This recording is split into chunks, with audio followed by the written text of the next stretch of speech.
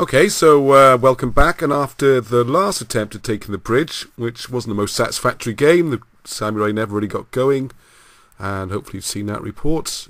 Go back and have a look if you haven't.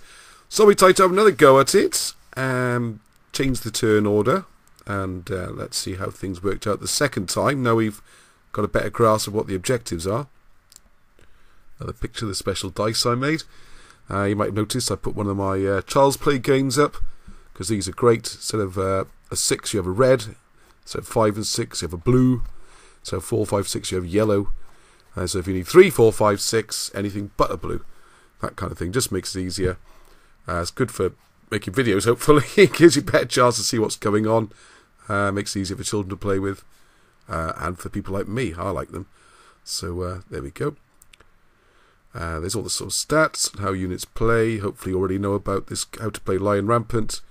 And there's the first scenario where I go through these things in a bit more detail. And I've got some introductory games about how to play Lion Rampant, that kind of stuff. So all we've done is transpose the basic rules for medievals over onto samurai and Koreans, and just slotted them in really with very few tweaks. Okay, so this game you're deploying every other. And this time I think I'm deploying last. So what I did was, as you can see, I've got my bidders out to the left. I mean, they can just run through that difficult terrain. That's the only real reason. Give some covering fire, perhaps. And then the other units. And what the last unit I placed was my cavalry, right in the middle on the road. And I know it's a bit of a surprise to my opponent, because the usual thing with cavalry is get on the flanks, use their speed. But what I've done this time is try a different approach. Last time is very much trying to get the shooting position set up, shoot him off the bridge and then march on.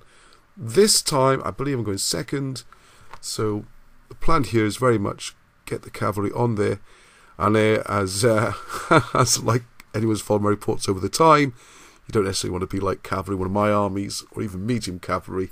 You don't tend to last long, and their job is to storm up, they take the bridge, push forward if they can, and meanwhile some more units will get on behind, and then it's up to my opponent, samurai, to push them off. And I say the objective of the game is to hold the bridge for 5 turns, so we're going to go for a snatch victory by scenario here. It's going to be carnage for the troops, but the game can be won. That's the cold-blooded spirit of the general. Oh, so there's one of the unit shots. You can see there's my... the problem I got with the Koreans is no real good quality heavy infantry, so they're all light like these guys. So yeah, there's more about the units in the first video. Okay, so there's an overview shot. So you can see mine have gone all for the middle, because I noticed my opponent has deployed some stuff right over on the far left. They've got to come a long way around that wood. There's stuff on the right. That building again is going to be my friend, blocking things out. And I'm just going to charge everything through the middle as fast as I can and try and win the race that way. So you can see, so I've had a great activation, and I have to say once again, the one time Lion Rampant, one of my favourite games. We have lots of fun playing it.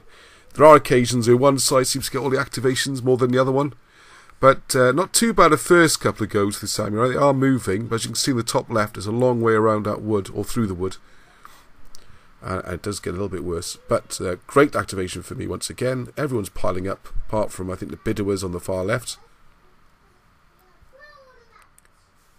This is a side view.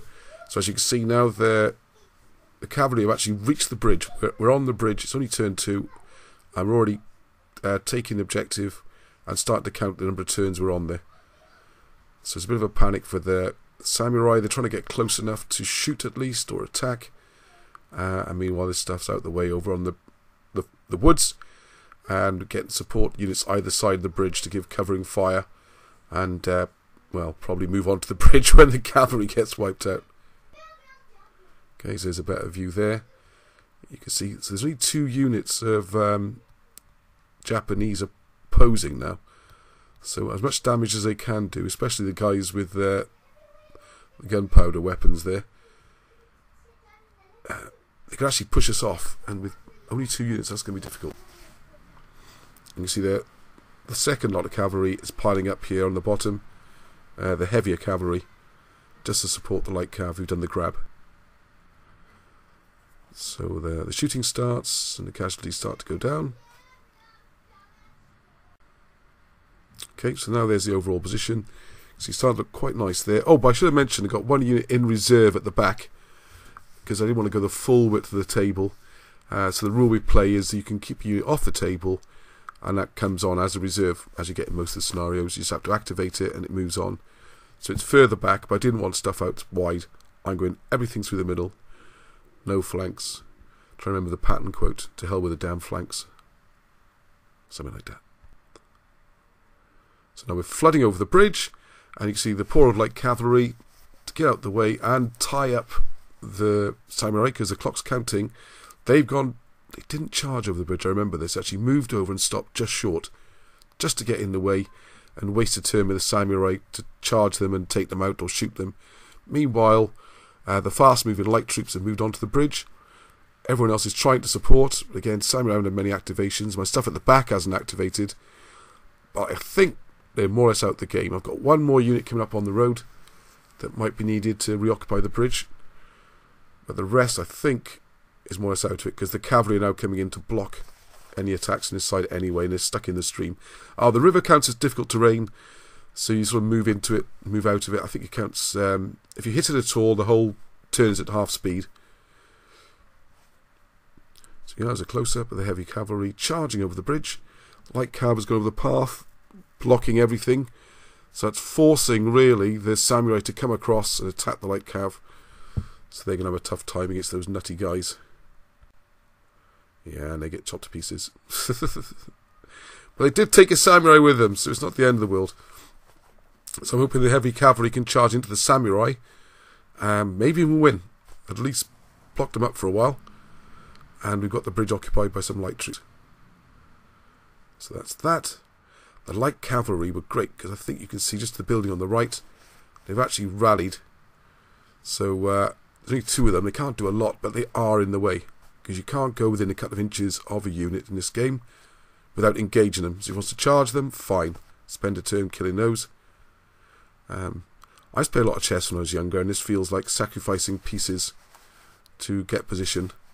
And I think one of the good things about scenarios you tend to come across more than set-piece battles is this concept of sacrificing for position. In face-to-face battles doesn't happen so often, but in scenarios you really want to think about it. And it's worth sacrificing units if the idea is to win a scenario or an objective, then keep that in mind. So the bridge is pretty well established now because it's difficult for the samurai to get to the guys occupying the bridge due to the blockers and them activating poorly again. So the heavy cavalry's actually gone through, charged into the samurai and knocked them back, and holding both sides of the bridge. It's almost impossible now because you can't go past those units without engaging them. As usual, the blinking arquebusier, I think the Tipu have opened up, done loads of damage, but luckily they held on the bridge. Otherwise, the light cav are going to have to move back onto the bridge, or the reserve unit's going to have to come up. But all in all, there's some shooting going over on the left, losing a bit of that, but the bridge is well and truly taken. And that's the scenario. Right, now, the challenge is, thinking about it, we've seen that because comparing the two armies, the Koreans have a lot more light troops, they got more mobility, 2 cavalry units, and also more shooting.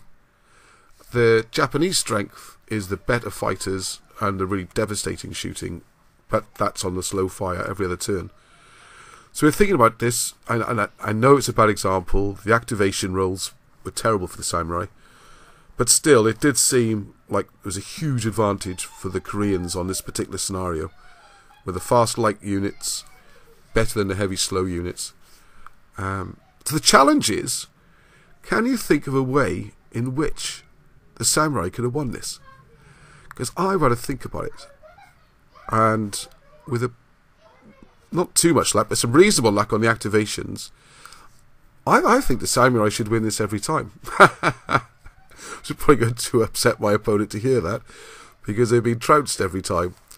So I'm not going to give any more away. I would just very much like if people could write their suggestions, or if they could see a plan by which the Japanese could win this. So have a think. So just to summarise quickly, You've got the heavy infantry, the samurai, which are really deadly, attacking and defending, fighting. Apart from that, there's the real good shooting unit. The light, not such good guys. And then the other 3 units. Whereas the Koreans got the 2 cavalry, the light infantry, and more shooting. So there you are. How do you go about it? Please let me know. And yeah, I think they're quite interesting. They're more like chess puzzles.